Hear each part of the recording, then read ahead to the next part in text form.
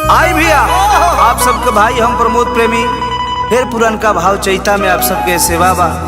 एगो औरत अपना मर्द से वियोग में कहतर के रह जाऊ कैसे देखो चैत में इतना मत खटावे बोलो आई हो दादा भाव में कह तरीका ऊपर पर बोझायटिया होई नाही हमसे कटिया काहे काहे रत कर आजू के पलान बलनुआ। अरे बड़ी दुख बा ए ब्यास पोरे पोरे करे धरत अरे बाड़ तू कैसन हो मारा दई बानी हटाई के उरे बले गजान बलमुआ। अरे बड़ी निर्दयी लगता है ए ब्यास ओहो आव तो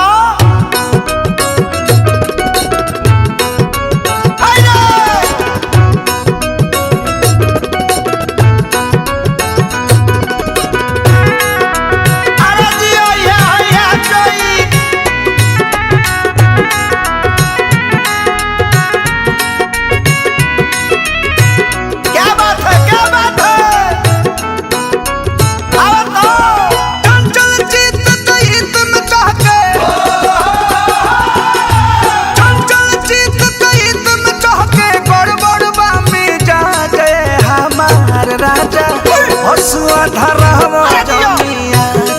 ए हमार राजा हसुआ धरावा जानिया ए हमार राजा हसुआ धरावा जानिया ए विजेंद्र जेपी बाबा हो ए भाई जोड़ा नहीं खे होता सही बात ना सही बात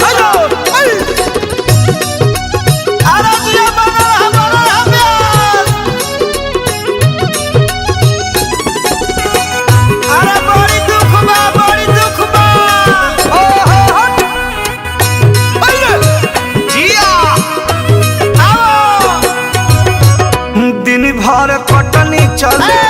राति भर खटनी दीही एनर्जी कतना सतुआ या चटनी बड़ी दुख बा भाई के लगे ले चले करा के ले चलो दिन भर कटनी चले राति भर खटनी दीही एनर्जी कतना सतुआ या चटनी धूप में रूप जरी गइल बात खतो लागेला जय हमार राजा हसुआ धरा जनिया ए हमार राजा हसुआ धरावा जानिया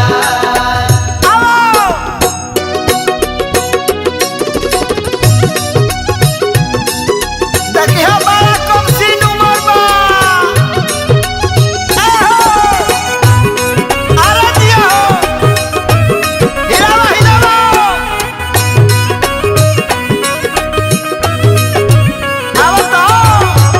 नैहर में चर्चा रहे खर्चा रहे देही के तोहरे की हया के देखनी मुँह हम सरेही के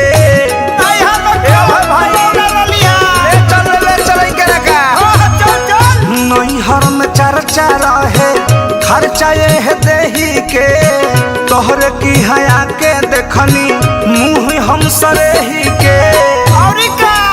और मधेय भजे पिक जोनी जो हो दीपक जय हमार राजा हसुआ धरा जनी ए हमार राजा हसुआ धरा जनी